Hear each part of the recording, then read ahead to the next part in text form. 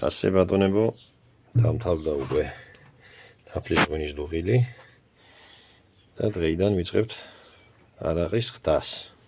მივყვეთ ქრონოლოგიურად ყველაფერს. ეს ერთი კასრი, ეს მეორე კასრი.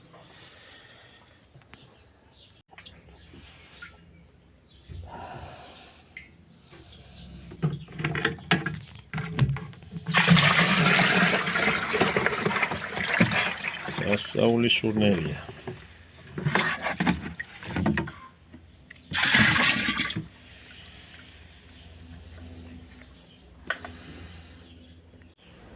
ესეც ბატონებო, ჩემი ორმაგ კედლიანი 250 ლიტრიანი პირველი სახთელი, პირველადი.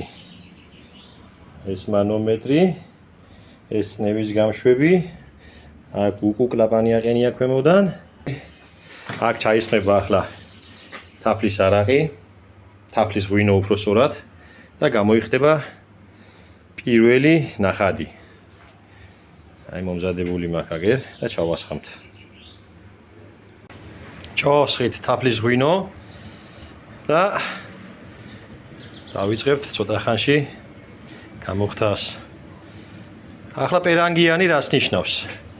ეს რო ორმაგი კედელია, ეს მაგძლევს საშუალებას, რომ არ მიიწვას ეს სანთელი, რომელიც ზედ არის ახლა ამაზე. ამ სანთელს არ მიიწვავს. ამაში ატრიალებს ორთქლი. ორთქლით ცხელდება მერე შიდა ქვაბი და არ მიიწვავს. თად გამოხდით ნამწვის გემო აღარ ექნება არახს. ამისთვის ხმარობთ ამ პერანგიან ქვაბს პირველ ხთაზე. მეორე ხთაზე უკვე სხვა აპარატში გამოხდით, იქ აღარ ჭირდება უკვე აღარაფერი აღარა, იქ სუფთა არაყია გადასადრიალებელი უბრალოდ. დავახურავთ ახლა ამას თავს და მოვმართავთ.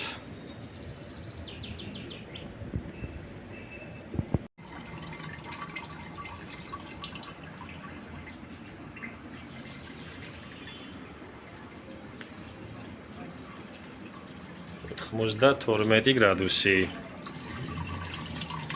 რას მოდის ბიჭო?